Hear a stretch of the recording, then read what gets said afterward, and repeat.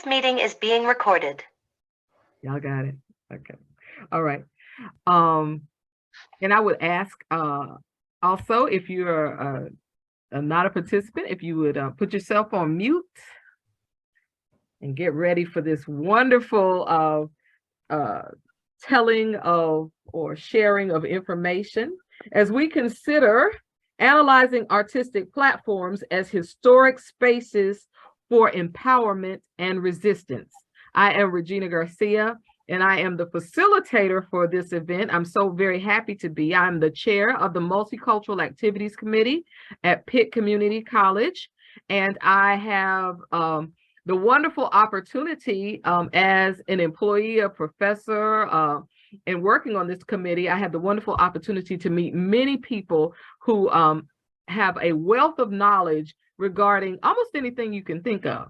And so as I thought about the topic of resistance, which is the national theme for Black History Month, I thought it would be a good opportunity to consider the ways in which we see resistance being exacted. And so as an artist myself, and I'm surrounded by wonderful artistic people, I am excited to present them to you on this evening.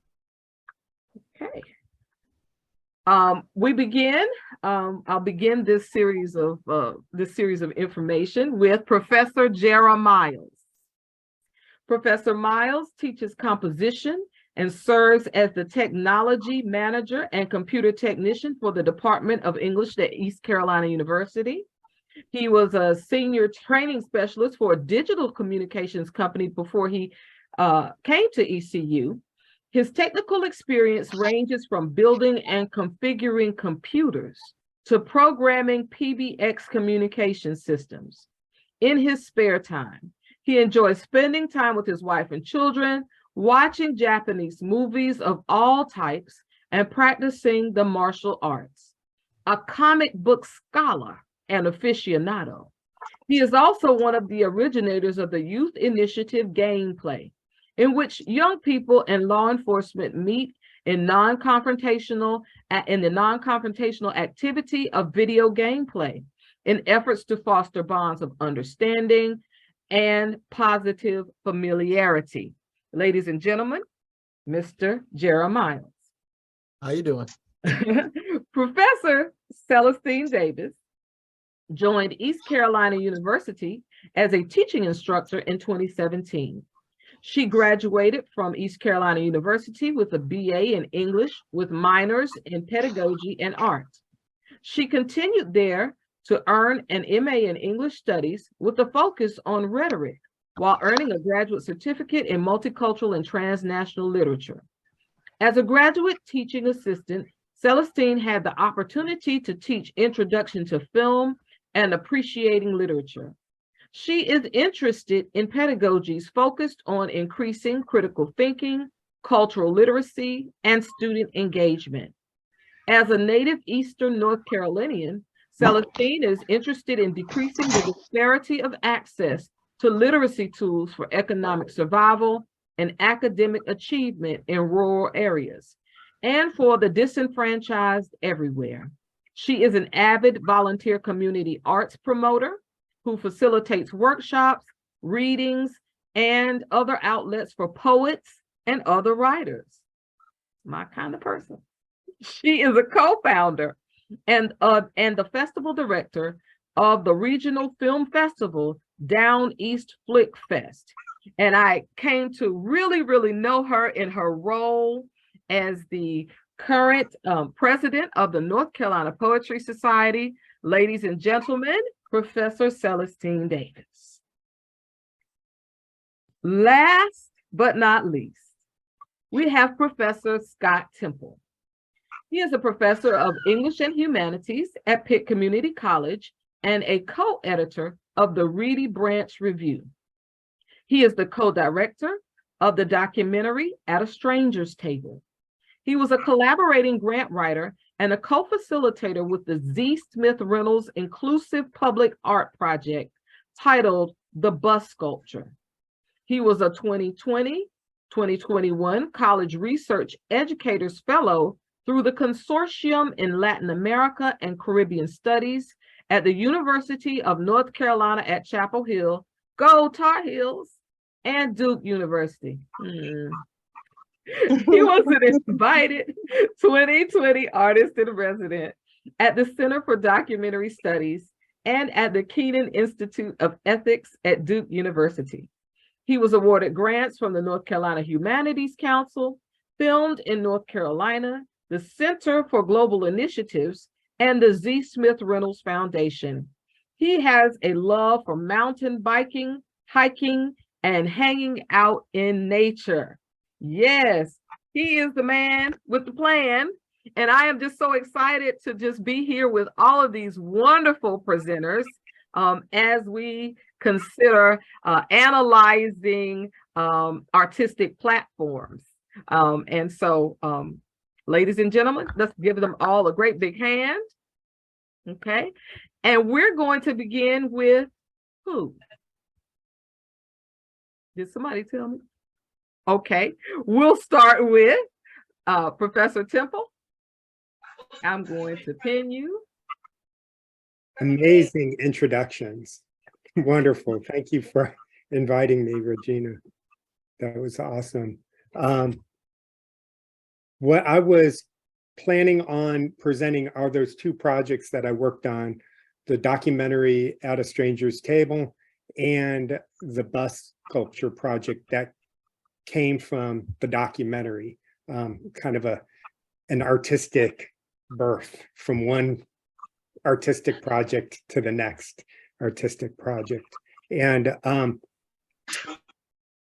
so I want to kind of talk about maybe a little bit of where those projects came from and why it's important within the community. In 2016, I had moved from Western North Carolina to Eastern North Carolina, and these big skies, right? These vast spaces, you know, you're not in a holler, right? And it seemed like in Greenville, suddenly, where I was expecting to see buildings, you know, there was farm fields cropping up, and where I expected to see a building, there was a farm field kind of weaving its way in between these buildings. So I really took to this intersectionality of nature and the urban and rural life that was here. That was pretty cool. What I didn't realize was that there was also going to be a cultural clash in a way. In 2016, around there, I saw in the newspaper, in the Daily Reflector, a town hall meeting was called by Juvencio Rocha Peralta, the executive director of AMEXICAN, the Association of Mexicans in North Carolina. He had a town hall meeting to address the bullying that was happening to the Latinx community here in Greenville. And so I went there and I met Juvencio, and we started talking, and I asked him how I could help. And he said, well, I really want to capture a narrative of the migrant farm worker community here. Do you think that's something you can do? And I was like, well, let me see. What I didn't know is that it was going to take me on a 3-year adventure journey that was, you know, that taught me so much about the community, about Eastern North Carolina, and just the dynamics of the group that was out there. We talk about empowerment, and I think of that word empowerment as you know, like who has the power, right? It just seems a little egotistical to think like I have a power over somebody else or somebody else has a power over another. So I always like to think about these projects where I work with people as collaborators, right? And that we're inspiring each other. If anybody had the empowerment to create or the power to create empowerment, it was the migrant farm workers for sure, because they just gave me so much information and ability to kind of reflect, taking me down a lot of reflecting paths. So what I want to show is a clip from the documentary At a Stranger's Table. And what I decided to do was just kind of show some clips of that documentary. The first one is, I follow Noé through this documentary. So I'm gonna stick with his perspective. And well, let's just go ahead and watch it. So I'm gonna have to share my screens. I think we decided that if you mute your screen, and you have obviously you're muted, I think it shows up better. It protects the bandwidth there.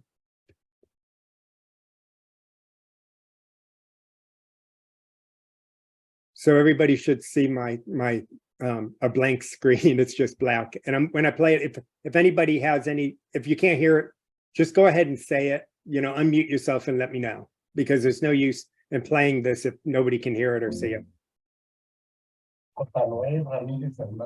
Yo soy de Arangueo, Michoacán. Sí, tengo, bueno, antes que nada está mi padre, mi madre, mis hermanos, mi esposa y 2 niños. Professor Temple, you may need to mute yourself. What's that? You may need to mute yourself too, because we hear the reverb. Mhm. Okay, well, let me stop that. You're hearing the reverb from. Mhm. So you would need to mute yourself as well. Okay, let me just go ahead and do this. And let me see. I've never tried. I always thought I had to have my volume, not be muted in order for it to play through it. But no, you don't have to make sure that the sound is turned on so people can hear your sound though. When you know that thing about optimize right next to it is share sound. Yep, I got it. Yeah. Right. Also, you might want to put it in a that like he started before in a box. You might want to put it, instead of going full screen, you might want to put it in a box, just so you can get so yeah, it is in a full screen. Yeah, you might not want to do that. No, I'm saying it's not in a full screen. Oh, it's not? Okay. No, it's minimized. It's just sharing one window though. Ah. Mhm.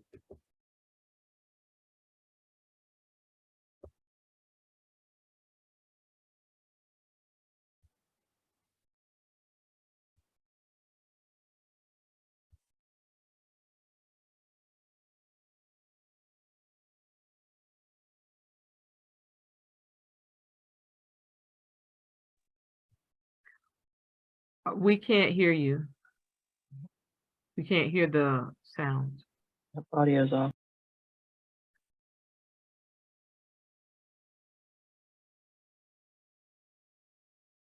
Mute.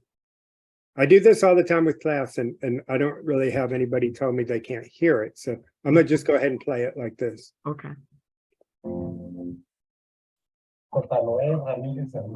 Yo soy de Arangueo, Michoacán.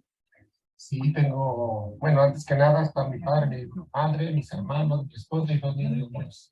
Tengo uno de 7 y uno de 5. Mi familia, más que nada, mi familia y salir adelante, más que nada, porque no está fácil. La vida en México es un poco difícil, cada día se pone más difícil. Y el ambiente también que se corre aquí con los muchachos también es bonito, agradable. Sea como sea, que uno ande a veces con el ánimo caído, no falta quien diga por ahí un chasquillo le llamamos nosotros y nos hace reír. Pues, ahí vamos todos para adelante. Si uno jala para adelante, vamos todos. A donde va uno, y vamos todos. Si uno dice ya no, nos vamos todos para adelante. So you can see in that first clip that Noé is really talking about his family back home. And that's one of the things that, the documentary really exposed, right? We can talk about, the isolation of the worker, being in a different country, being disoriented within the place within that country, having to work in harsh conditions like the rain and heavy weather, having to, be in contact with poisonous snakes and poison ivy, spiders, and the variety of creatures that would be within a farm field. And not to mention the captivity, they're always on call, right? They're never away from work, right? They live in a temporary dwelling unit, a labor camp. They get picked up and they get brought to the farm field, right? So they're really a captive labor force. But their biggest sacrifice over and over again is the isolation from their family and from their home, right? Not being able to engage in everyday family life, not being able to represent the family in civic matters, being able to see the small things, their child walking, or having that type of influence. In fact, when they return, they're often a stranger in their hometown because they have to spend 6 to 9 months in the United States rather than in Mexico. And these workers come on a work visa, an H-2A work visa, to be able to work within these communities. So this next clip that I'm going to play follows along with Noe getting a disturbing phone call from home.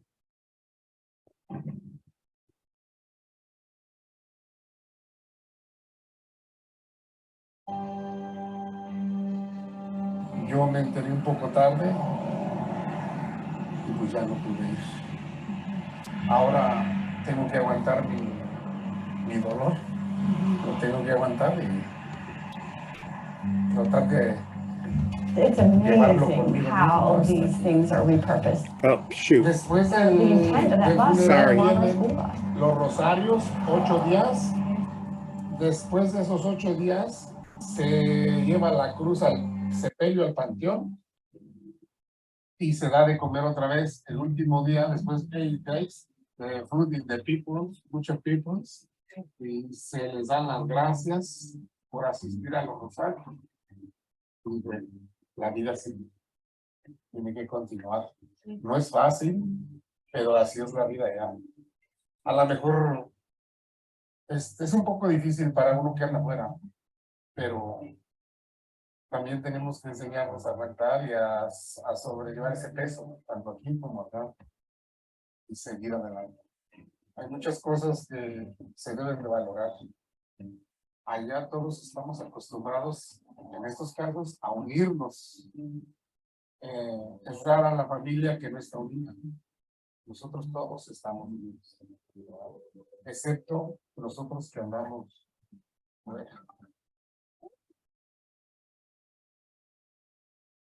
¿Qué pasó? ¿Qué pasó?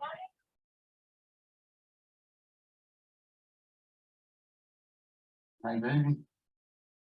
Toda la familia, mi hermano también, muchos tacos to México. Aquí estoy. Bien, ¿y ustedes? Está bien, qué bueno, me da gusto que estén juntos en este momento. ¿Qué pasó? ¿Qué dice Lola? Sí, no se apuren, estoy bien, dile a mamá que estoy bien. My mother, my sister. Sí, yo también estoy aquí, mira, dile que no se preocupe, que estoy bien, estoy tranquilo, lo más tranquilo que puedo y no se deben de preocupar. ¿Estás de acuerdo? Estoy bien, mamá, no te preocupes, no llores, estoy bien, yo sé lo que está pasando. No te preocupes, ando bien, confía en mí. Sí, sí, no te apures. Yo por allá, en cuanto pueda, yo llego allá, no se apuren, estoy bien. Sí, gracias.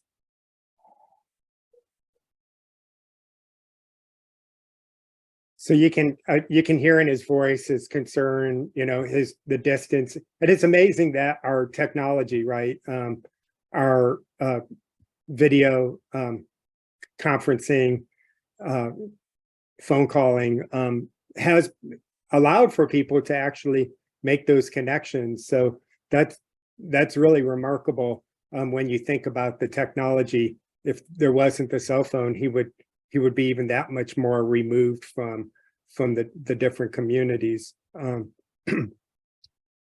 So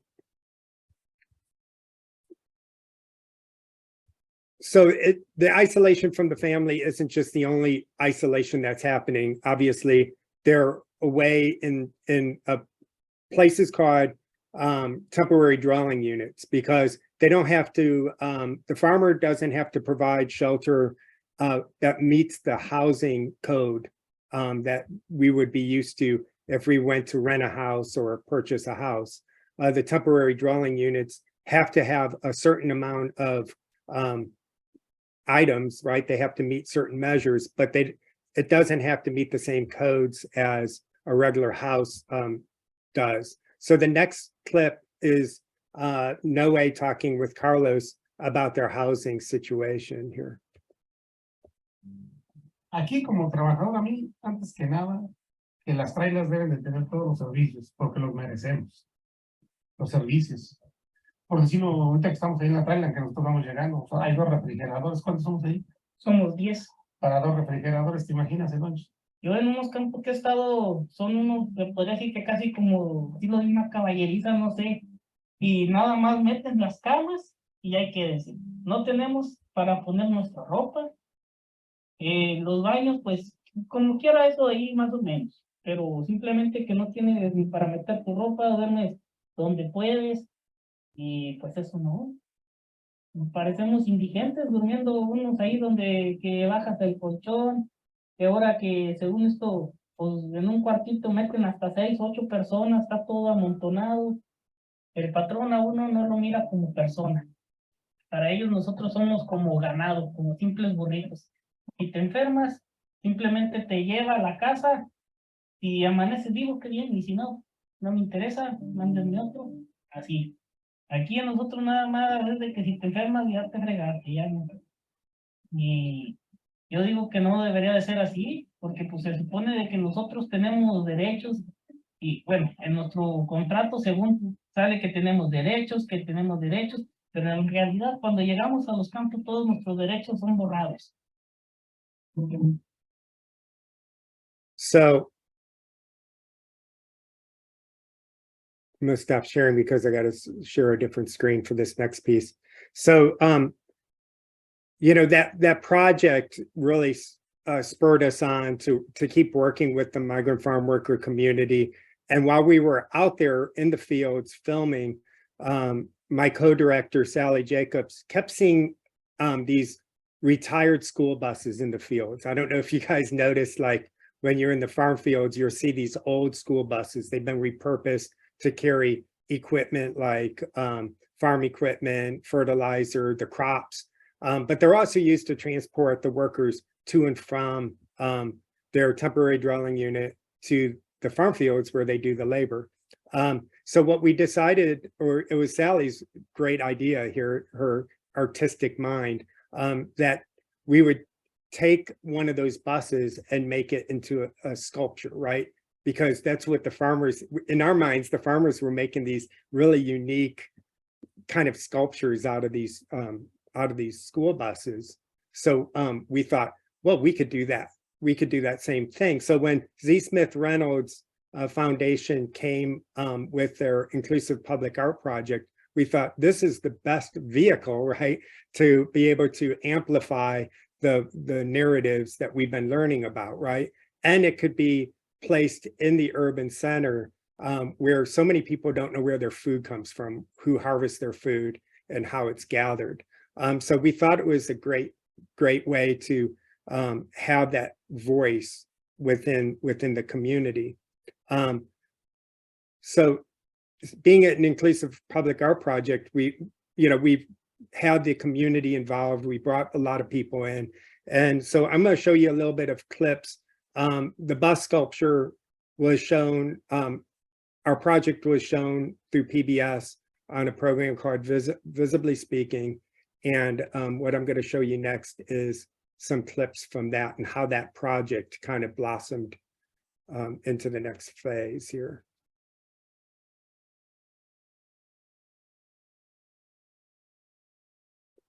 So it's amazing how these things are repurposed. The intent of that bus is no longer a school bus, and each way configured in the very need that serves that harvest. Jose, he said, we're gonna go work on the bus, but I never see this coming, you know. About familia, build us like a little library. This project is a public, inclusive work of art. So a lot of the things that came out visually for how this was going to look came from community engagement. How can people taste it? How can they touch it? We just started playing around with, if we could put patterns that maybe are inspired by indigenous cultures. When I see a bus with people, I was like, I used to drive one of those and I know how it feels. Out there in the field, there are a lot of people from everywhere, so they're gonna be represented, and I'm more excited to be contributing. So where would you see like the community board going? And then this is kind of on the outside. Okay, that's cool. And there's no wrong answer. Conversation started. We've got people from all different cross sections and all different communities to start talking about farming and labor, race. Knowing that this is so layered and so complicated to tell, having video as a component was going to be inevitable. Maybe this could be an opportunity for not only people visiting the bus to hear their stories, but for them to also leave their story. They have a library resource section, they have this community engagement piece, they have an art making concept studio for freedom of expression. So whatever decisions we make has to come back to, is this going to contribute to their voice? So that was the project. And when this was filmed, we were just in the midst of collaborating and building this project, and it was so much was discovered and shared, and so many stories kept coming out about the project. And so this final one I like to play because we went to Belvoir Elementary School, and this little boy just made such a strong connection to it. And that's really the heart and soul of the artwork and the reason that we did it. One of the big reasons is just to make those connections personal for people. End of that morning, we had this boy, come up. He's been waiting to tell this to somebody. He just started in his story about his papa, mi papa.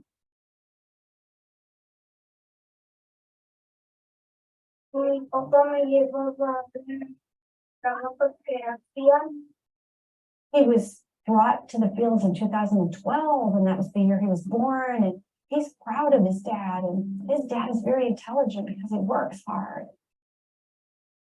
I could see the pride, I could see the sparkle in his eye.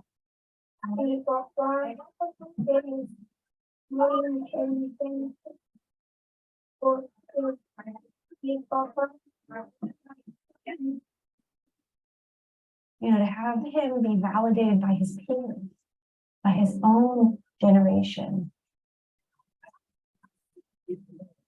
Not live in isolation, not live in fear, and not live marginalized from a place of embarrassment.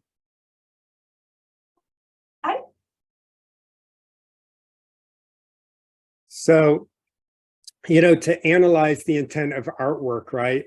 What is it? I would say that art allows for artists and the collaborators to create something, in this case, our documentary and the bust sculpture, to open up someone's eyes so that they can see it for the first time or experience it in a new way.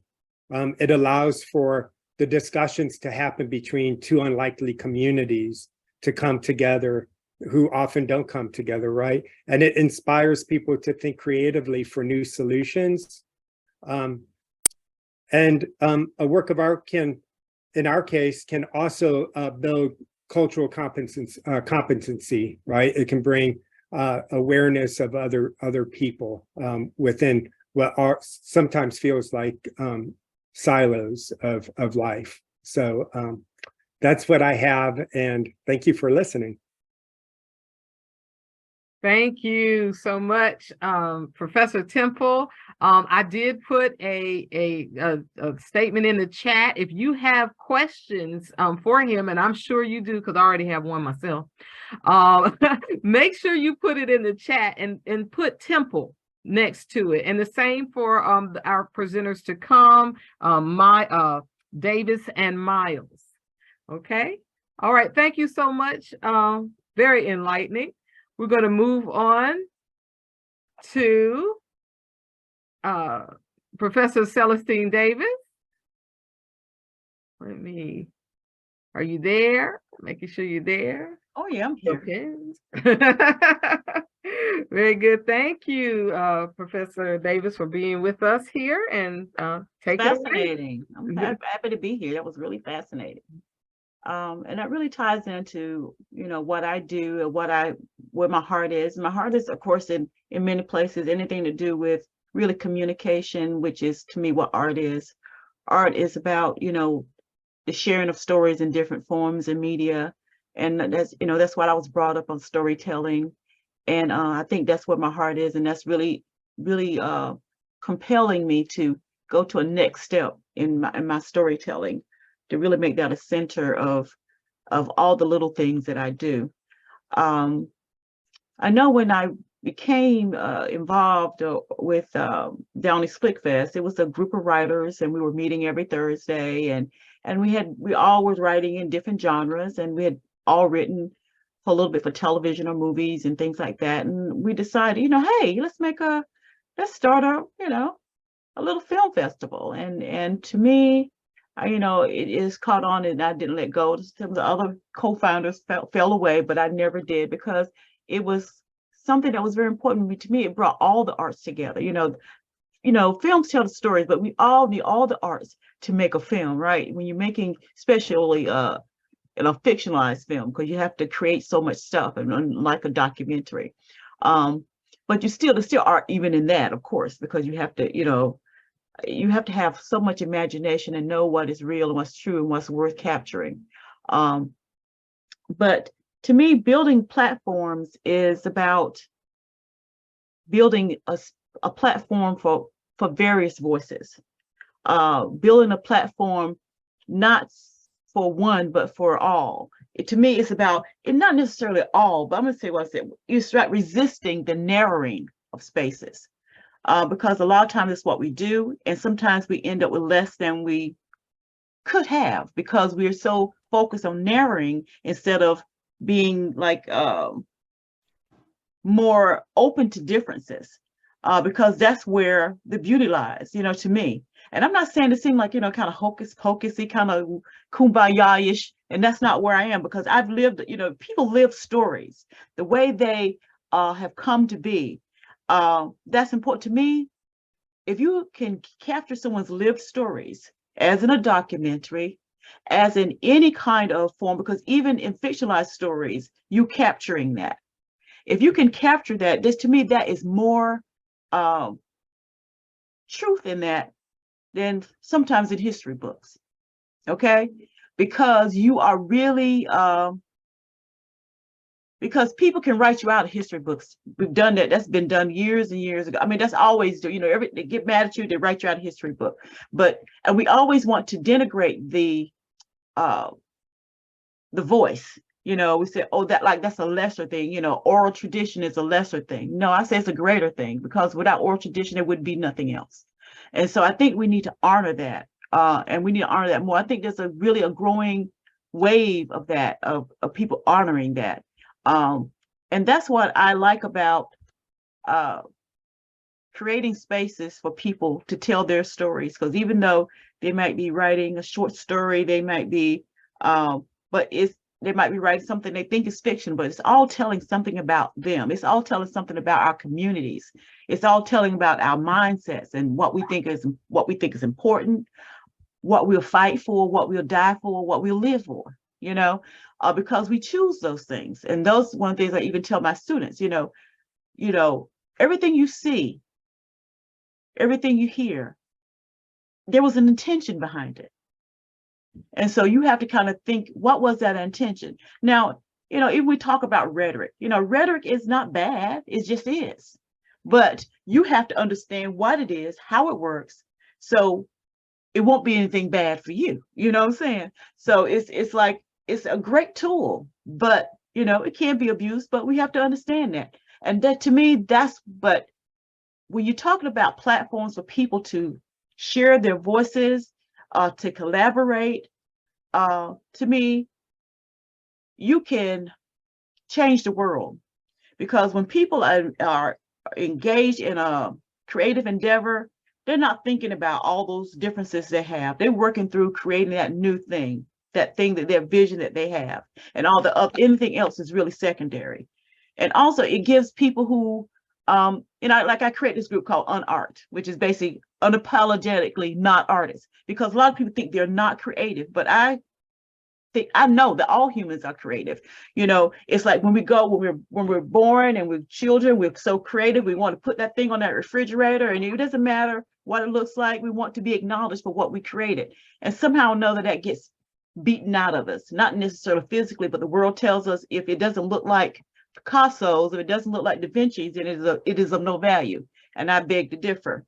It's not about even what you produce, it's the fact that you're producing it. Because you're producing it, that can create well-being, and I'm all about that. That can create a sense of competency, especially for children. If you can really light that fire in them, let them know that they are creative beings, and keep that fire lit under them, we could change the world. Because people will have a lot of these issues that we have. Kids don't have anything to do, but if you're creative, you always have something to do. You always have something to do that's going to be worthwhile. And I was blessed that I had, though I was, poor, by any standard, but we were told to and shown to, really love books, love creating, love art, whether it was something with your hands, whether it was something, with planting things in a yard or whatever it is, to create spaces, that were, not just accept, or this is where we are, but no, if you go into a place and the yard is, you move into a house and the yard is not the way you want it to be, you make it the way you want it to be. It's not to say, well, this is where we are, and so this is where we stay. And I think people kind of losing hope. I think what art does is give you an ability to see your life through different eyes, even though they're your own eyes. You get a chance to reimagine what your life is. And I think that if people will I like to provide spaces for people to do that, because I know what is did for my life. Being a person who was basically an introvert, which most people don't believe me, but I am. I call myself an introvert, outwardly facing. But it saved my life. And I believe art saves your life, because that was my go-to when I didn't fit into this group or that group. But people know, oh, she's creative, let's go to her for this. And that was my social capital, my creativity. And not only that, it was also my savior when I wasn't with people, because it was something, like I said, I always had something to do. I always could read and create my own worlds and recreate them, not just internally, but externally with the different things I would do. And like kids always do, what you give them a huge box and they'll build a world, right? And I think we never need to lose that sense of ourselves. We need to encourage it. And even adults who think they're, beyond that, we're never beyond creativity. If you are a ditch digger, you can still paint a beautiful painting. We're not our jobs, and I think that we need to really understand that we need to always keep that freshness about ourselves, because it really can keep us cognitively more alert and growing, and it keep us more satisfied with our lives. And so that's what I love about the arts. That's why I try to create every platform that I can, because I see the differences in people's lives. Just simple things. I mean, I was talking to a group, I was talking to a women's group, and I was talking about just the different things just little things, like they even have like the AR art that people do. You can get the programs on your phone and you can do that. So one woman starts doing that, and she was just so happy, because she thought, that was something that she could do, even though it's not like art, what so-called real artists would call art. But that was a creative release for her. And so we can create opportunities instead of trying to think of art as what one person says is art. It's okay. I mean, I love beautiful art. I love the traditional forms of beautiful art, but I love all art because it is created. You know what I'm saying? Because it's a fact that it is a link to someone's humanity. it's a link to from their humanity to my humanity. And so that, to me, that's the power of artistic platforms, because they're more than spaces. And we can have stages and we can have buildings, but the real platform is really in one's heart and one's mind. You know, and so we can kind of plant that and water that, and not only in the young ones, but in ourselves, connect with others who can appreciate that. We can really do some things. We can change the world. I really believe that. And that's, you know, that's my thing. I don't, you know, I'm not a politician. That's not my thing. I'm not a whole lot of things that people are that do wonderful things for the world, but art is mine. It doesn't even matter if I'm not the one doing it. If I can provide an opportunity for someone else to do it, I'm blessed. I'm very happy. So to me, this is not just a thing of doing something for the communities, the different communities I've lived in. It's doing something for me. It's really doing something for me. And if, like I said, if you do something that you love, you know, you never work a day in your life. You really won't. And so even though I work other jobs, but I always have time for anything artistic development, any kind of thing that support the arts, because like I said, that gives me life. And so one of the things I did mention in my bio is that I have what started me on my journey really of being more involved in, because I was doing like local stuff and creating things, but really getting into the North Carolina level, the state level of arts was the North Carolina Writers Network. I contacted them basically because I was trying to say, who's doing it in this area to have regional reps? And I ended up being, he said, why don't you do it? And so that kind of started my journey. And then from that, I met wonderful people who kind of connected me. And that's how I got into the North Carolina Portrait Society. And it's just been a wonderful ride. You know, I've learned so much from so many of you, and I plan to learn a lot more. So I guess that's my story. My story is, you know, art has saved my life. And so I'm trying to save everybody else. And like to try to, there's no rich and poor when you're happy doing art. It's just you and your creativity.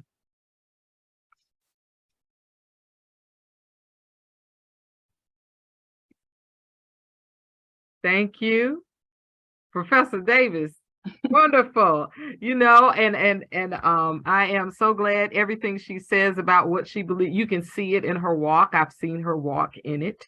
So I'm very happy that you are able to share that with us. I encourage you all before you log out to save the chat. Professor Davis, Sandy Elias says, what you're saying is beautiful. And so, yeah, thank you, Sandy. Yeah, and we are gathering questions. So if you do have questions, put them in the chat and we're going to pose them at the end after everyone has finished. But thank you. We are so honored to have you here with us. I'm honored to be here. Thank you so much. Give her a hand, everyone. And we're going to move on. Oops. Oh, what I did. Okay. We're gonna move on to a man who almost needs no introduction. He is. You already gave me one, don't you? I did. Did not. It was good too. Let's see. He is the infamous Professor Gera Miles. We're excited to hear what he has to say. I have come to find that he is knowledgeable regarding a plethora of subjects. So I'm excited. Professor Miles, take it away. Okay, so I'm here to talk about funny books. That's what my grandma used to call them. She used to call them funny books, you know, because that's what comic books were to her. You know, they were entertainment mostly. But for me, comic books were about literacy, because that's how I learned how to read. The first thing that my mom gave me was a comic book to put in my hand. So all that stuff about synchronization, learning how one thing leads to another, learning how to read, all those things sort of combined in my mind and also the heroic ideals that were already in comics all affected me as a youth and probably messed me up. That's why I used to play Dungeons and Dragons and all that good stuff.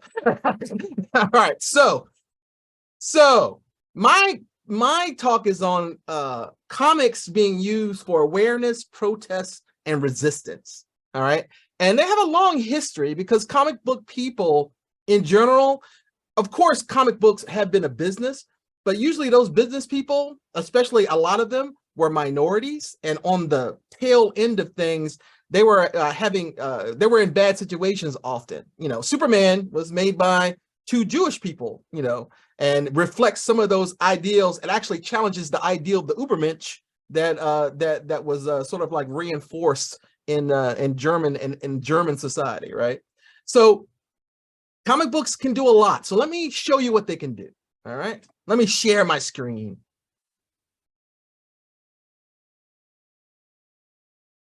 All right, now I can't see myself. Right. There we go. Can everybody see it? Let me share up. Oh, I don't like that one. Which one are you guys seeing? Are you seeing the full screen or like parts of the screen? We're seeing the full screen. Oh, okay, great. All right. So this right here is just this is my title screen, because you got to have a title screen. You got to have a title page when you have a comic book. You got to have a front page. And this is just some of these you will actually see in some of the ideas that what comics can do. This right here with this mountain MTN here on MTN News, they're talking about the new Captain America being Black, and that this is pandering pure and simple, throwing America's greatest traditions under a bus for the social justice crowd. It's political correctness gone mad. So there's some irony there, of course, you know, in terms of challenging certain ideas that have been traditional in the past in America about Captain America being white and now being challenged with a Black Captain America. And also the fact that it is MTN.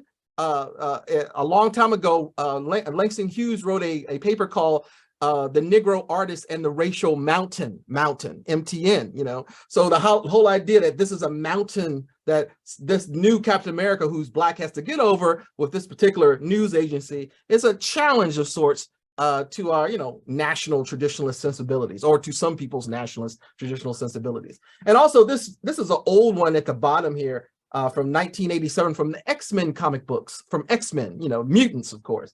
And I think the original ad was, do you know where your children are? But they changed it into, do you know what your children are? Which again, is a whole substantive idea about challenging concepts, American ideas about purity, you know, not just in terms of like racial purity, but also whether or not, you know, ethnic and cultural purity in that particular sense. All right. So we already have some ideas about what comics can do just by looking at those 2 introductory images, right? So, but here's what comics can do right here on this page.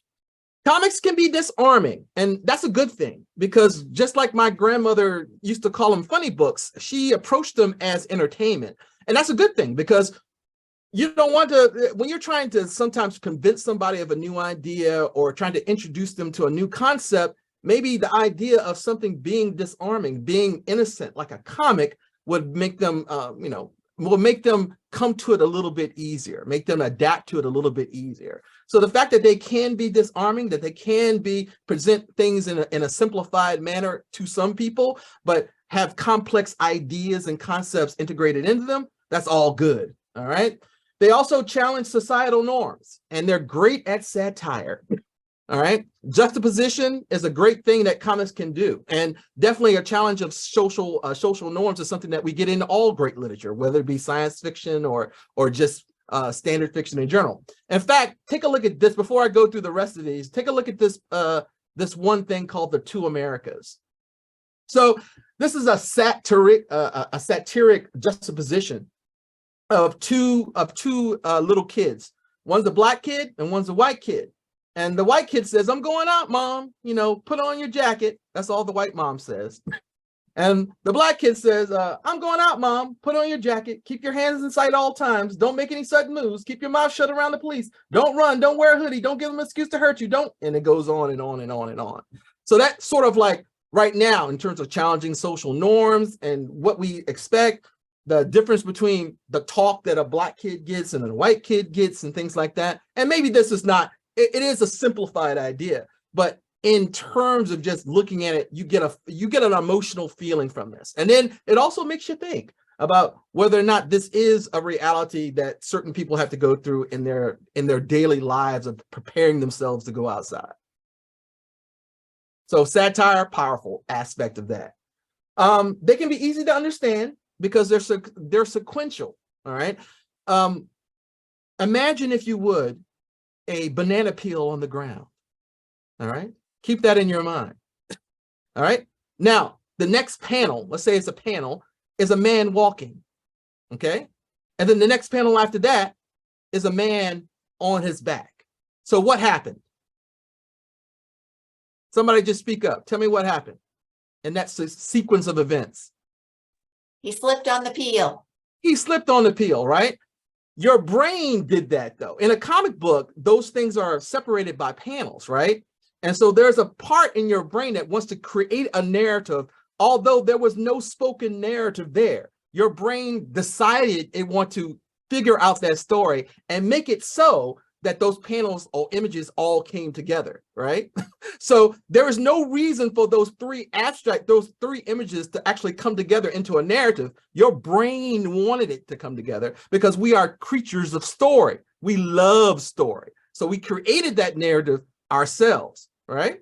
And that's one of the things that comic books can do also. It allows you to create a narrative, especially when there's things that need to be input into it.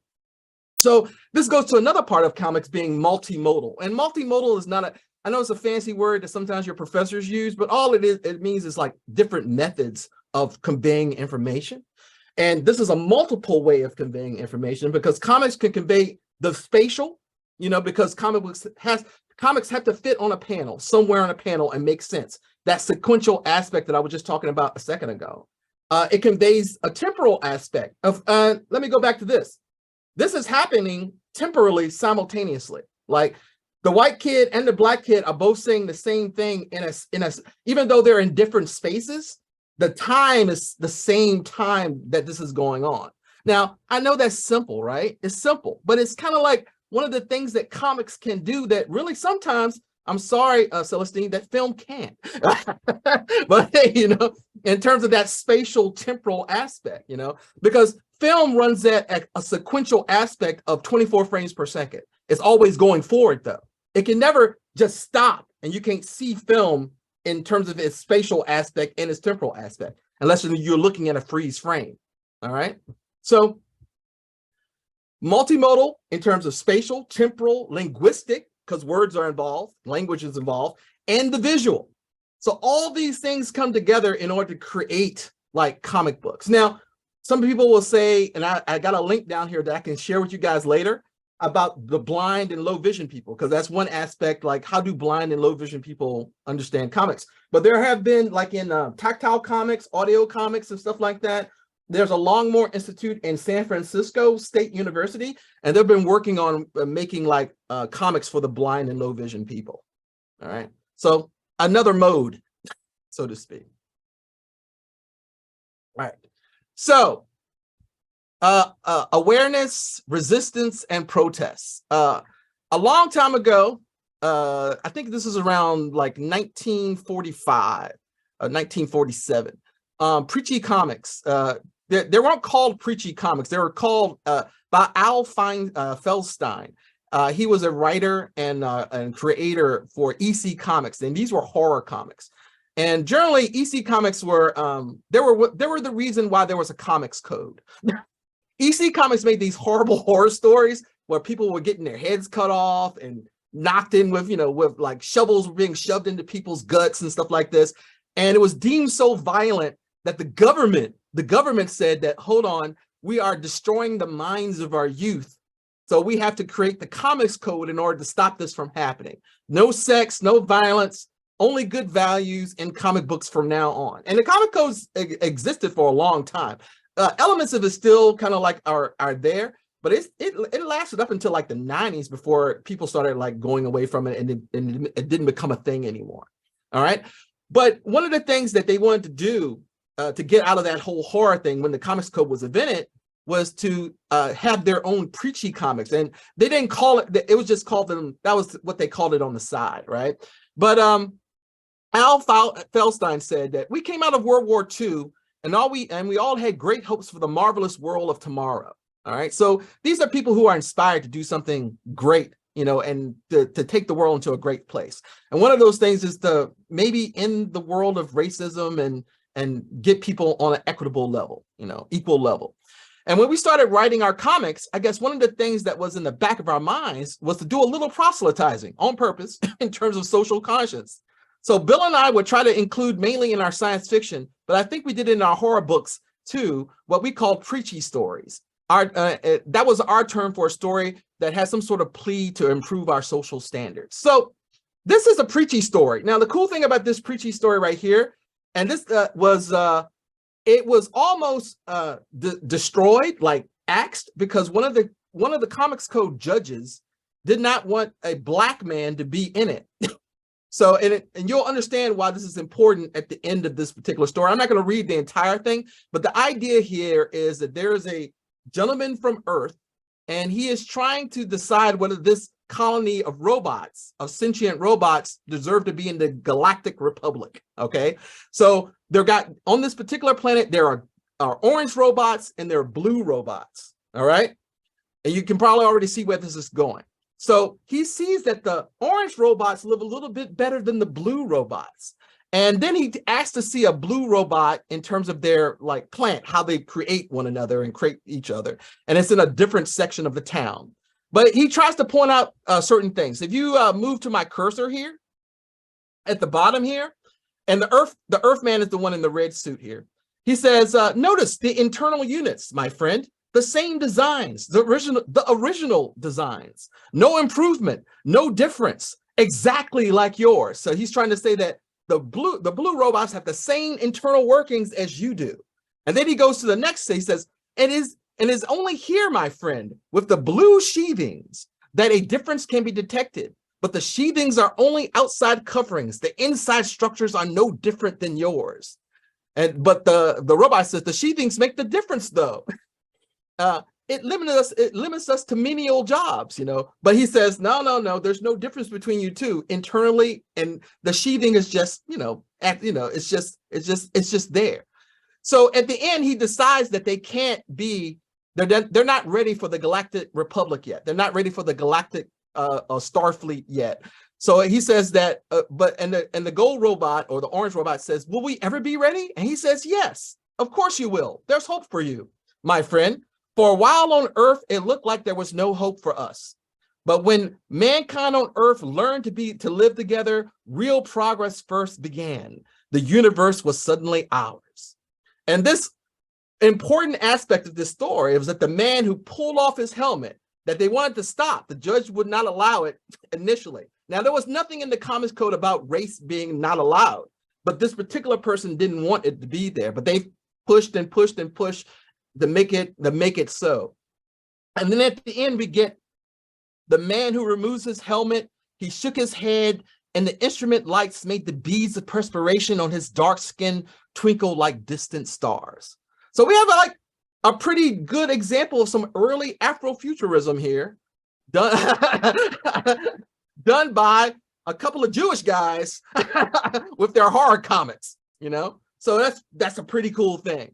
And if you know who Ray Bradbury is a famous science fiction writer. He wrote them after he read this story. He said, oh my God, he says, I realize you've been battling in a sea of comics to try to do better things. You have certainly succeeded in Judgment Day, which is the name of the story, which should be required reading for every man and woman and child in the United States. Wow, that's something coming from Ray Bradbury in that particular sense. So now we're going somewhere else in terms of protest, where your body itself could be an act of resistance. And you'll see that sometimes in terms of Black bodies in comics, that the body itself, when the body incorporates a certain space, it carries a weight and meaning to it, even just for it being there in that particular space. This particular thing from Ta-Nehisi Coates, but all our phrasing, race relations, racial chasm, racial justice, racial profiling, white privilege, even white supremacy serves to obscure that racism is a visceral experience. And this is the important part, that it dislodges brains, it blocks airways, it rips muscle, it extracts organs, it cracks bones, it breaks teeth. You must never look away from this. You must always remember that the sociology, the history, the economics, the graphs, the charts, the regressions all land with great violence upon the body. All right, so all that balance is upon the body. So it's important when you see the body that is in pain or could be potentially in pain somehow represented in the book itself, because it gives it more weight. And this is a classic sort of like comic from the 70s here, where you have Green Lantern. Now, Green Lanterns are space cops, you know, and they take care of the entire, they patrol the entire galaxy. And Hal Jordan here is the Green Lantern for Earth. You know, he controls, like, you know, he composes it. But the black man here is saying, like, I've been reading about you and your work for the blue skins, and how your planet, how on a planet someplace you helped out the orange skins, and you've done considerable for the purple skins. Only their skins you never bothered with, the black skins. I want to know how come. Answer me that, Green Lantern. You know, so to challenge people to take that put an effort into sort of like social protests and do something in their own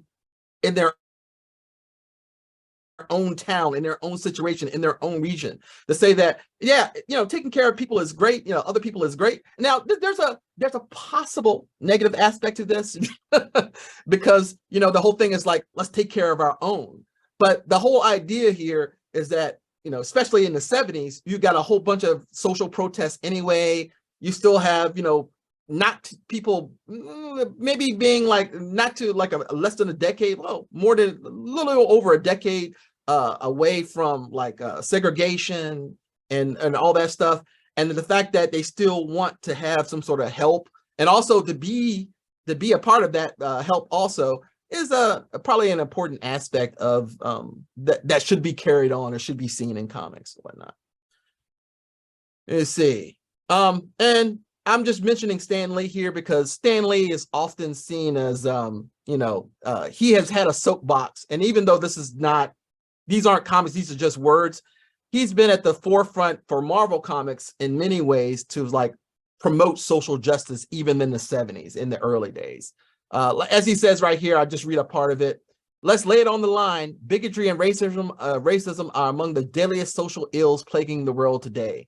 But unlike a team of costume superhero villains, they can't be halted with a punch or in the snoot or a zap from a ray gun. The only way to destroy them is to expose them, to reveal them for the insidious evils that they really are. The bigot is an unreasoning hater, one who hates blindly, fanatically, indiscriminately, and so on. So, you know, Stan Lee giving us a little preachy, soapboxy stuff right here into a comic book, inserting it in there for us to understand where he's coming from. Now, you got to understand also that Stan Lee's a businessman too. So, you know, so his soapbox might be social protest one day and might be, you know, trying to push a particular agenda the next day, like push a particular story the next time. But still, you got that here.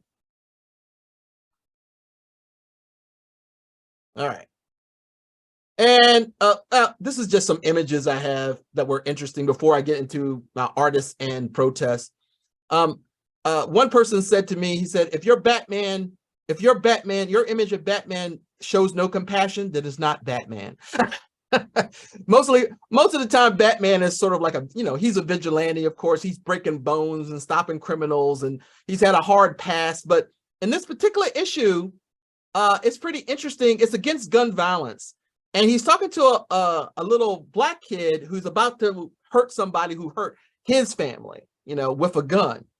And Batman says, and I think everybody knows Batman's tragic story about his parents being gunned down.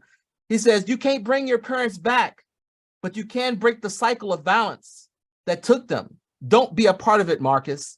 Don't become what killed our families. You know, the fact that Batman is identifying with a black child, the fact that he's stopping him from approaching gun violence and actually stopping him from revenge. which is generally what a vigilante does, is kind of interesting aspect of this particular portrayal of Batman. But that's the whole thing, though. When it comes to heroes and comics, it really does depend on the artists and the will of the sort of like the spirit of the times, you know, the zeitgeist of the time to move them. All right, so things about artists and social protests. I know I'm going really fast, but there's a lot to cover and I'm almost done. All right, so protests, things to cover that can be covered by art in comic books and through social protests. Racism, discrimination, inequality, pride, racial uplift, and empowerment can all be explored through visual histories, speculative fiction, and graphic novels. And this right here is a visual history. This is actually the history of John Lewis. It's in a comic book anthology called March. And it's this is actually, you know, I'm not talking about specifically Black artists here, because this particular artist is a white artist, but definitely in the past, Black and white people working together toward a common goal. This is what America is for. And this we see it here in this particular at the Edmund Pettus Bridge here about what John Lewis had to go through and the fear and the violence that was possibly thrown upon him at that particular time. We also have all Negro comics from the 1940s. There was only one issue, which is a shame. There was one issue of all Negro comics, but it was a issue that did some really interesting things and also had some good visions for it. They had a feature called Ace Harlem, where this is kind of interesting. We hope dramatically Ace Harlem was one of the characters to point up the outstanding contributions of thousands of fearless, intelligent Negro police officers engaged in the constant fights against the crime throughout the United States. So they created Ace Harlem to honor those particular police officers. And then Lion Man and Bubba. Lion Man and Bubba is problematic, but Lion Man and Bubba is kind of interesting because it's very close to Black Panther. Take a look at Lion Man here. Look at the forward. American-born, college-educated Lion Man is a young scientist. Now, that's a lot, right? College-born Negro, Black person, Black man. Lion Man is a young scientist sent by the United Nations to watch over the fearsome Magic Mountain of the African Gold Coast. Within its crater lies the world's largest deposit of uranium, you know, enough to make an atom bomb that could destroy the world. All right. So what other African place do we know that has a special metal like vibranium, not uranium, that must be protected by a panther-like person, not you know, a Lion Man versus a Black Panther kind of like stuff. There was some speculation that might have been some borrowing from some ideas here and there in order to create the Lion Man and stuff like that. But you know, Stanley Lieber, you know, he was always borrowing something. All right, so and then this is the last page of the first issue that you can see that they had visions of hope, of inspiring, of uplift. Remember, crime doesn't pay, kids. Stick to the church and use up your energy in good, clean sports.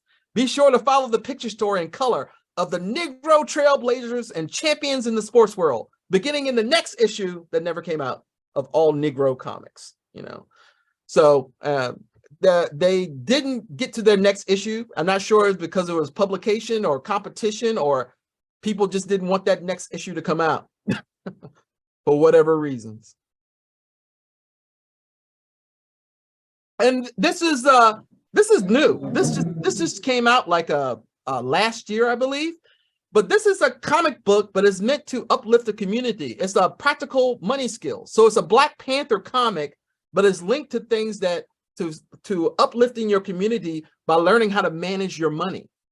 So it's actually put out by One United Bank, you know, so in that particular sense. So there's a lot of crossover sometimes, you know, banks try to promote themselves, but also promoting skills within the community in which they can uplift. So I would say that this is more like social awareness. This is not protest, of course, but awareness of the community and the fact that, as Black Panther says right here, he says at the bottom, he says, investing in each other always pays dividends is something that we probably learned a lot. One of the things your old Black grandparents probably have told you before, you know, like, remember where you come from and always go back and help out, you know.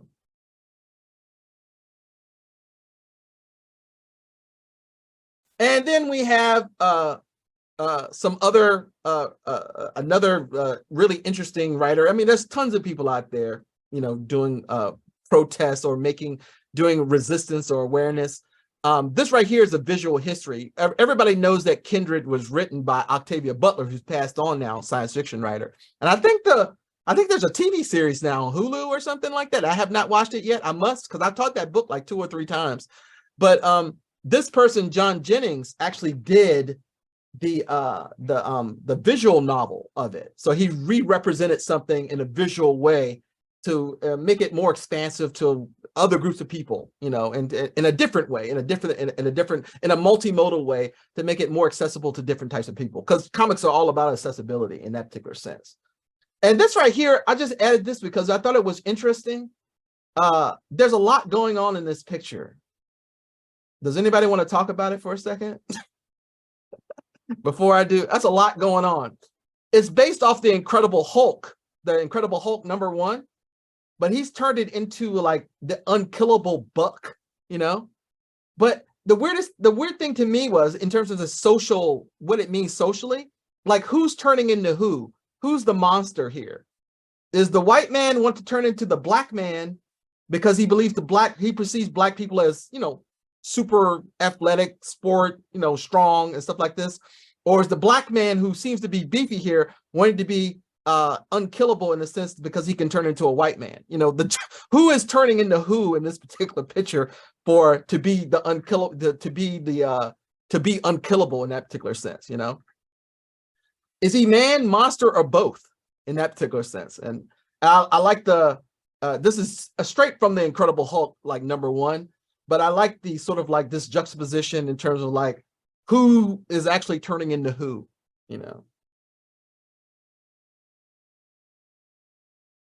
All right, so now Regina didn't want me to go over like this anti-woke thing in comics. I don't know if you guys are interested in it, because it's the everything in art, I think, can be a double-edged sword, especially when it's applied to a different group who believes differently than you are. And there's definitely a culture war going on in terms of art, and there's definitely a culture war going, and that culture war is also in comics. All right, so I don't know if people can stomach some of this stuff or not, or if you want me to end here in terms of the anti-woke movement in comics, so to speak. You tell me. I can stop. The only thing I just want you to know that I'm only saying this because I know we have until 7:30 was our ending time, and I know that there are some questions out there. But you can do like a quick kind of what is the word, counter to what you were talking about earlier. That's cool. Okay. Well, what or people post something in the chat that we can explore on our own afterwards if necessary. Okay, that's great. Just like take a look at these big basic ideas of what people believe what's wrong with comics. Some people, not all people. There's definitely a faction, a large faction of people who believe that these are things that are going on in comics that are wrong with it, and part of the culture war. Lack of continuity, like certain heroes that have never been gay or bisexual have all suddenly become bisexual, pandering sort of thing. Racial traits do not make the hero. This is it, and some of these there are some problems. Like a recent character was made into a Black Thor character, and his catchphrase was "Hammer time." Sort of like, tokenization. Race swap or forced diversity. This is what people believe. Do we have to never have another Batman that's Black, or another Spider-Man that's Black, or another Superman? Why can't they be Black characters that are more original, that have their own powers and own things, instead of swaps of already existing characters? Pandering to certain groups. The internet definitely revolted against Snowflake and Safe Space.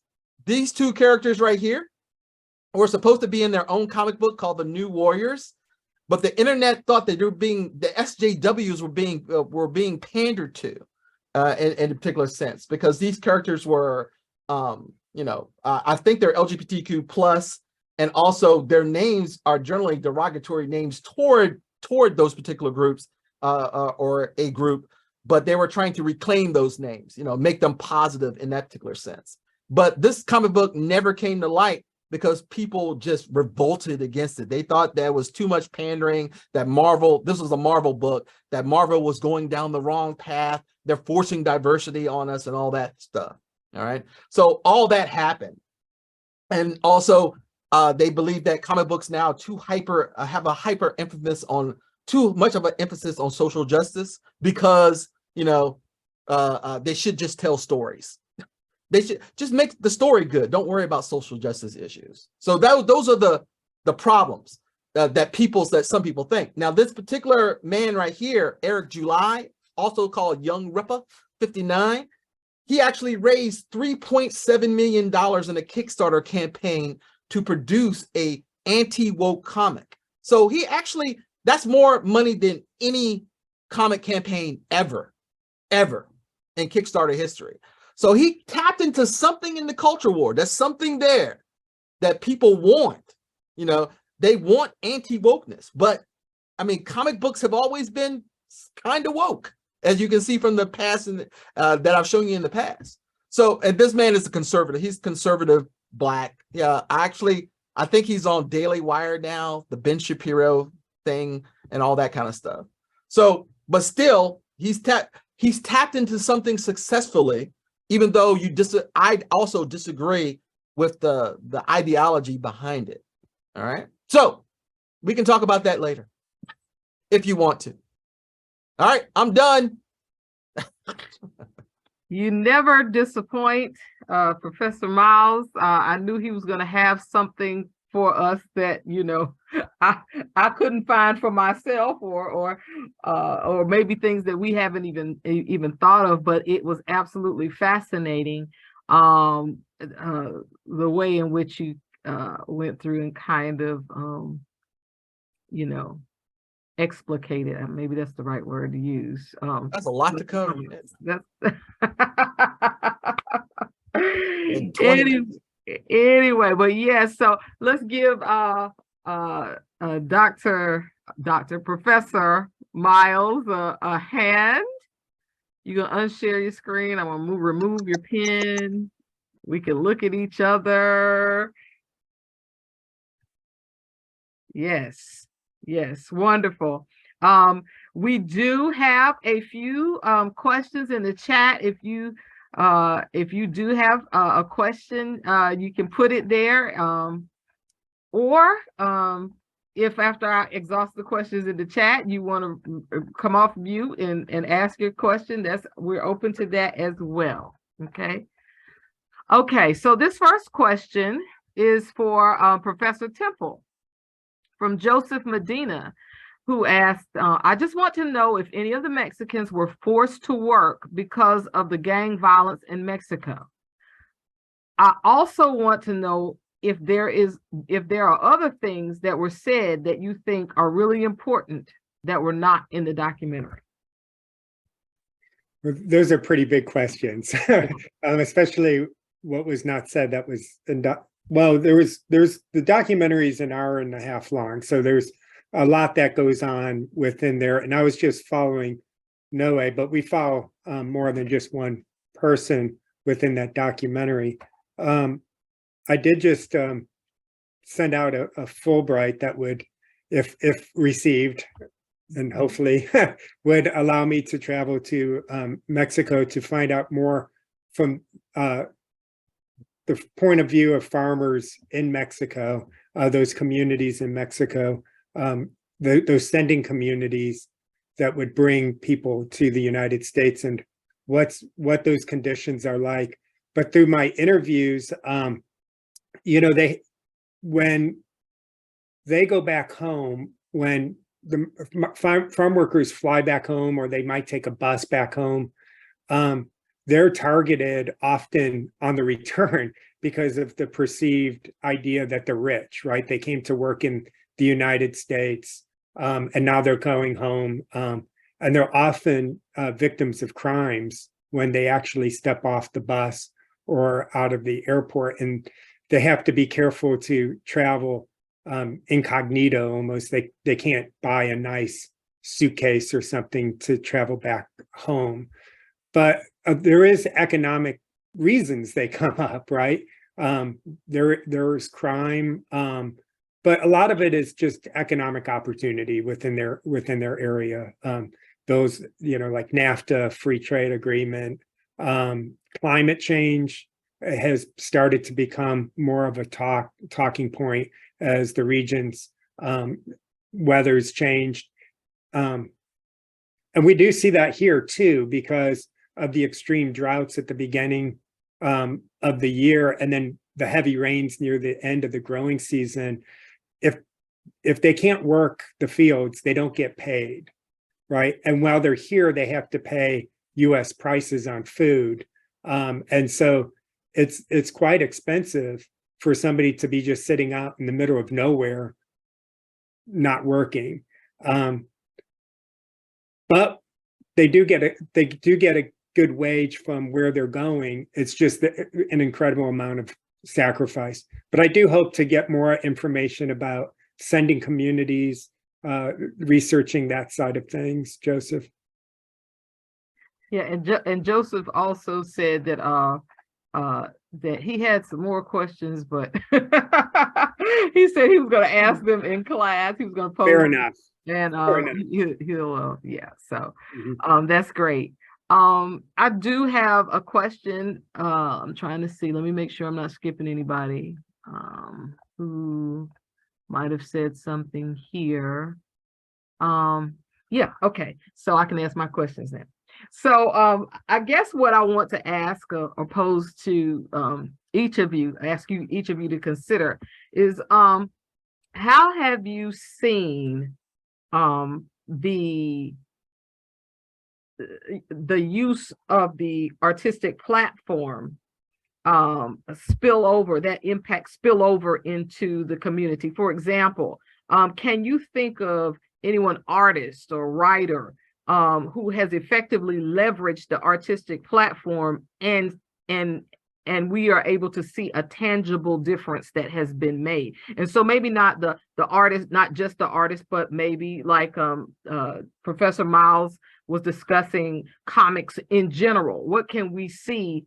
Can we make a jump where we see that something happened in this artistic realm that impacted reality?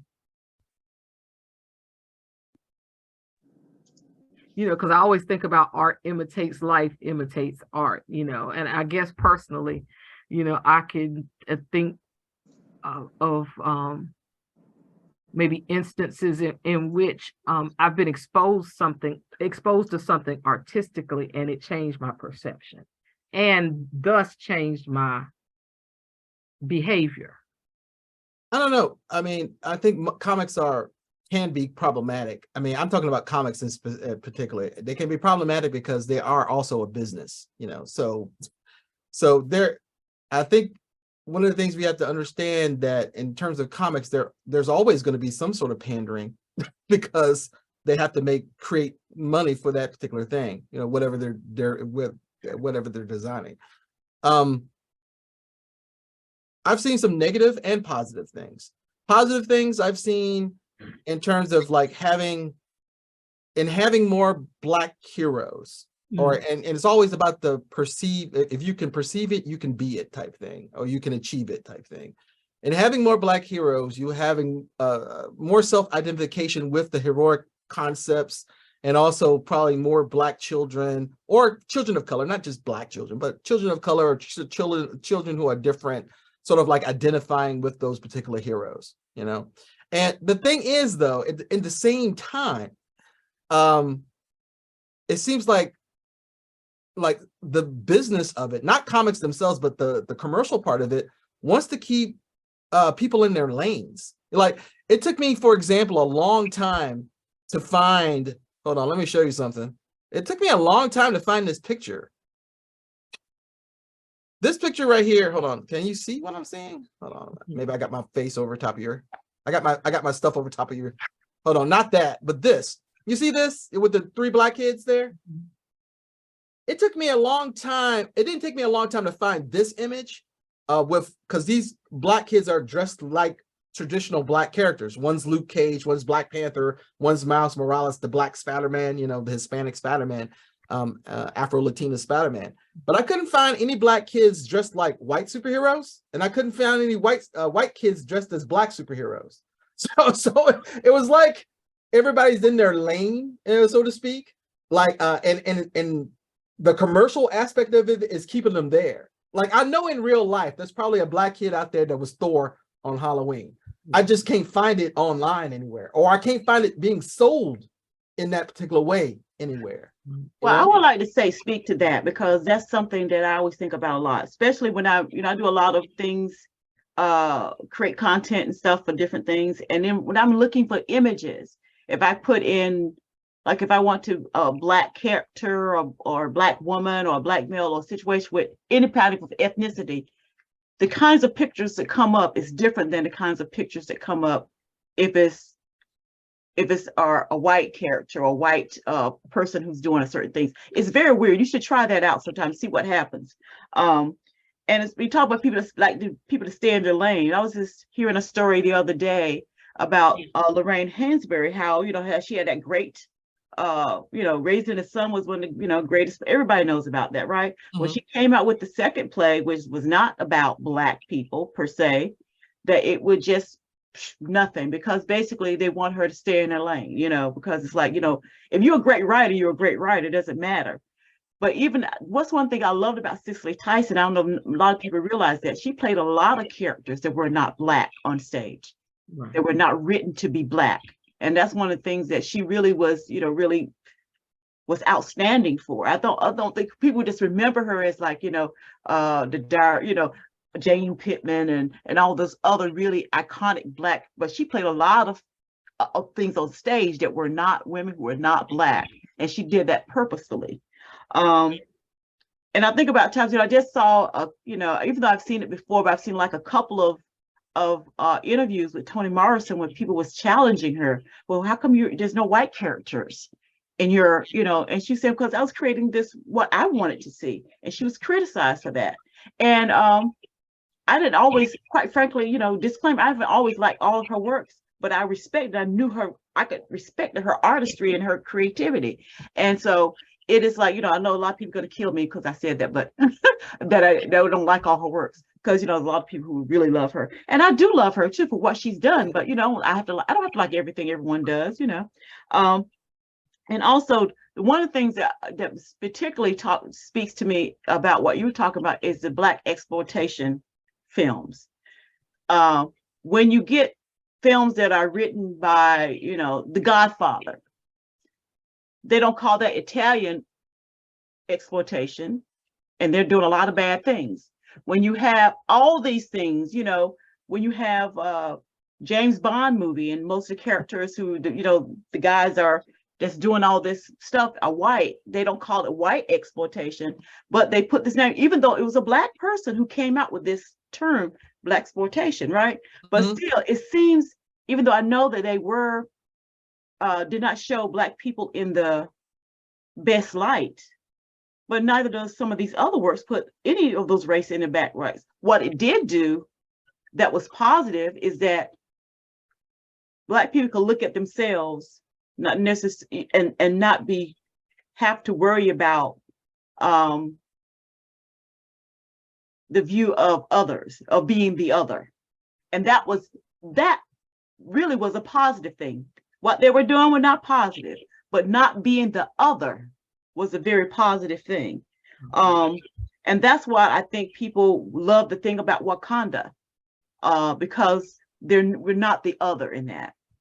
And that's very powerful. That's very, very powerful. But if you get people to tell their own stories, that's where the power can come, because everyone else has this narrative about everybody else. But if you can tell your own story, then to me, that's powerful. Yeah. That takes me to that makes me think of the proverb, until the lion tells a story, the hunter always gets the glory. Exactly. And that's a Zimbabwean proverb, I believe. And so the importance of the story, if our story is a story of resistance, if the necessity for the community is a story of resistance, if there is a need for anybody to be empowered in a particular way, that's going to come out in the story. So, whether or not resistance in art or empowerment in art is right or wrong is not even an issue. It just is. It is because everything that's created is created from a story. And I always think some of the most painful acts are trying to negate their lived story, as you were talking about.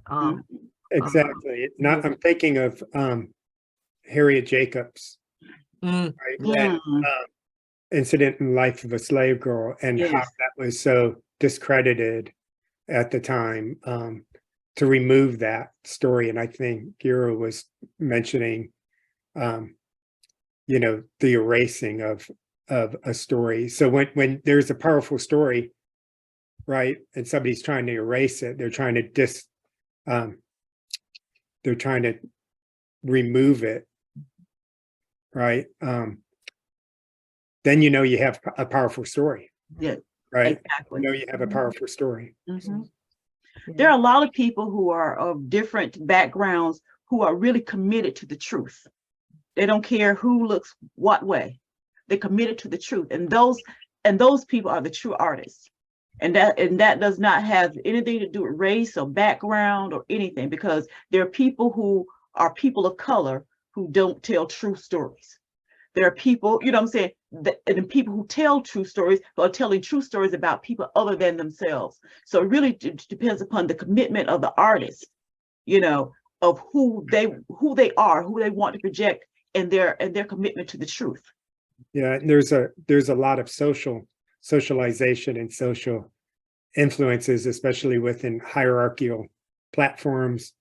If you look at a secured spot in your life, and then of course if we bring in white fragility and this white solidarity, these social pressures for artists to break free of those, to tell stories and narratives and present ideas, can mean social ousting, right?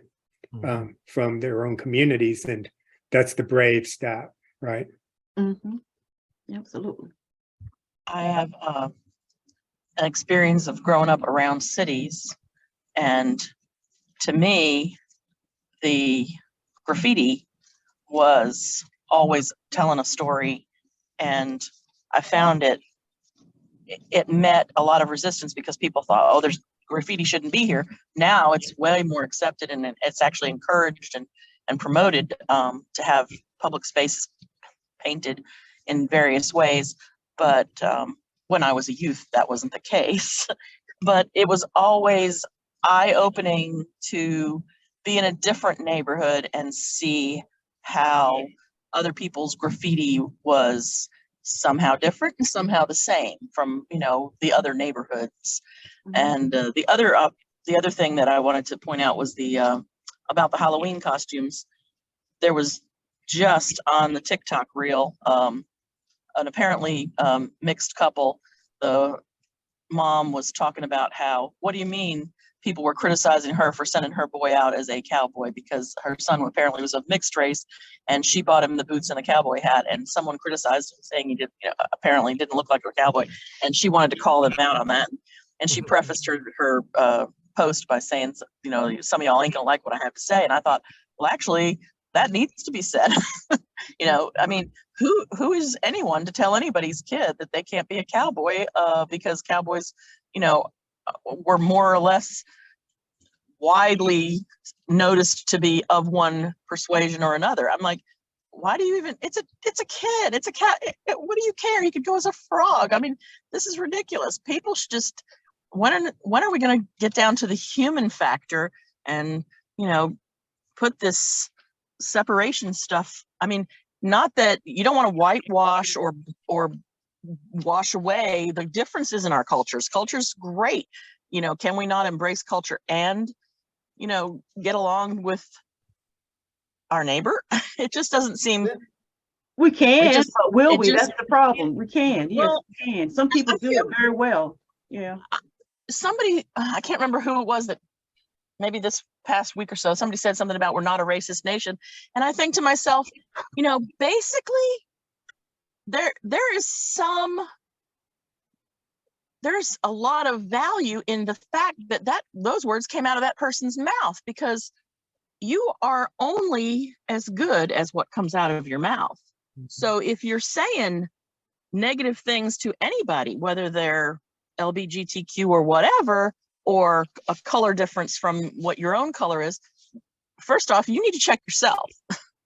And I think art, whether it be comic books or graffiti or film or all the venues that we've talked about, all the media that we've talked about tonight, it just seems like if it can open somebody's eyes, it has value. Whether it's in a positive or a thought-provoking way. Sometimes thoughts are not comfortable, and sometimes getting it out there in the public eye is the best way to have a conversation. Well, I agree with that, because I don't agree with Young Ripper and many for some of that, although he does make some points about tokenization that is true among comics and stuff like that. That's the problem. Half truths. Half of it is actually true. Some of it's not, and it's been highly politicized, right?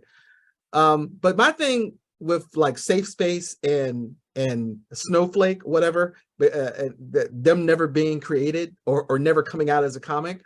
My thing was like, when I was a kid growing up, I used to go to the comic store to look for different things, you know? And my whole idea is that, okay, maybe not all comics are made for you. I think the idea is that people think that everything is made for them. Right. Sometimes stuff is not made for you, man. Just because that comic might have appealed to somebody who was LGBTQ, giving them some self-esteem, some self-identity, made them feel good inside. And the thing is, it's a business. If the comic didn't sell well, it's not going to be there in about 2 or 3 weeks, you know, the next time anyway, you know. But if it does, that means it's found a community that people want to buy it. So why are you going to restrict it from being made? I mean, that's the whole thing I got. I mean, why restrict something from being made? I mean, just let them make it. If it works, if somebody grabs onto it, good. If you don't like it, then don't buy it, you know, in that particular sense. So, I mean, it's almost like the whole idea is that we must be the idea is that we are at the forefront of this particular war on culture, and things just cannot happen. You know, they can't be made, they can't be realized in any particular way. And that to me is just, I don't know, ignorant. I don't know. Well, you know, unless they're making bombs. Yeah. Right. There's some things that should not be made. Oh, yeah. Right. I was talking about things that might be appeal to a person in a positive way. Right. We all have the right to express ourselves Right. to the limit of infringing upon the right of another. And I think that's where the line gets blurred. Yeah. Because if I say something that somebody else doesn't like, we have an instant Karen situation. And there's a difference between being, you know, exercising free speech and being responsible as a citizen. Right. Some things are just better left unsaid. Right. Yeah, I think that's what we talk about, people telling their own lived stories. Because sometimes if I'm going to tell your story, I might get it wrong.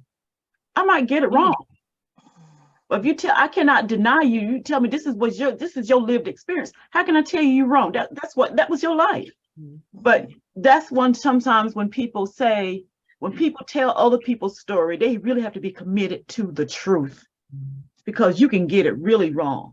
You can get it really, really wrong, and it can be a detriment. That's why I would never approach to tell the snowflake or because I might mess it up. You know, I don't want anybody to be stereotyped or to be, you know, what I think in my mind, because if I don't have that experience, I hope it was people who were of that lifestyle who was created. Relatable. Mm-hmm. You know, That's exactly. Because I don't want to get anybody else's story wrong. Your story is your story. That's why even I tell my students when we're doing like persuasive writing, I say, I don't care what side you're on. You can You can do whatever side. I don't care what your thoughts are, but my job is to make sure that you use credible sources, that you're, we talk about those things. It's about, if you build a great enough persuasive argument, whatever it is, if you can use enough real evidence, and almost every side you can find some real evidence, then the person who's on the other side will at least say, well, you're not going to change your mind. No one's going to change their mind about something they've been entrenched in all their life. But they can say, well, at least you made a good argument. At least I see where you're coming from. If you get someone just to say that, you won, And I think that strangers at a stranger's table is basically right on top of that situation. Yeah, and so I was going to address that too, because I was approached by Juvencio, and he asked me to tell that story. And, it was a long time of thinking about, well, what does that mean? And I don't even have access to that community and so many different things that, I was like, well, no, that's just impossible for me to do. But then once you realize that it's not your story and that you're working with community members within that, and that you have a skill to give, right? To help amplify, uplift a narrative. That's right. You just have to keep constantly, and I'm, constantly reflecting on your intentions. I went through a long list. I have pages and pages of biases and privileges, of reflection time, of thinking about things, and just what are my intentions? Why do I want to do this? Why would I want to take this on? Right. And so, or you wouldn't be able, well, you could do it, but you aren't going to be giving it any reflective thought on who you are. And like I tell my students in my humanities class, we always start off with self-reflection, listing our biases, privileges, thinking about who we are, exploring about our history, exploring stories about ourselves, and before we can even start looking at others, right? Who are you, and what gives you the right to think about other people if you don't even know who you are, right? And I'm not saying I even know who I'm at, who I am yet, right? Because there's always that journey, right? It's always unfolding, and we always think, oh, well, maybe I understand something, and then all of a sudden you just feel like you don't understand anything. So that's okay. Like my dog has to say here. Right. Yeah. I know we're gonna need to close it out, but I do want to say, I just do want to say that I appreciate you all for coming and for being so I don't know. So maybe that's it. And really kind of I was sitting here just listening to you, thinking about the importance of this diversity of stories and this willingness to hear people's stories, because oftentimes we get caught up in this idea that people are monolithic based on their group. And so the diversity of stories is what is so important.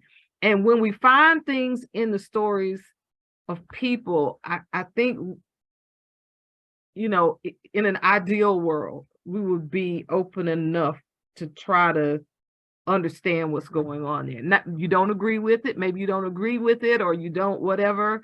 But anyway. That's right. And it's the collaborative space, because the internal lives of white people, internal lives of Latinx people, the internal lives of Black people, right? We can share these ideas together and come up with something brand new that you can't do, like you said, in a monolith or in a silo. So one of the things is we got to stop being afraid to approach others out there too. All right, everybody. Giving you a hand, telling you thank you, and all of that. Pitt Community College greatly appreciates your being here, students and community and professors AVPs and all of these wonderful people that have come into this space. Some have had to go, but maybe they'll see in the rerun how much we appreciate you coming as well.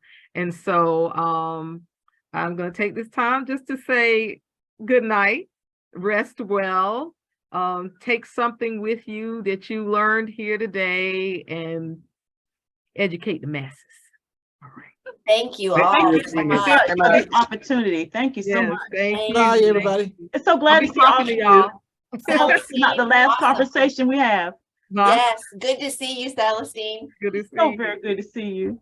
Yes. All Good right. night, everybody. everyone. Bye. Good night. Good night.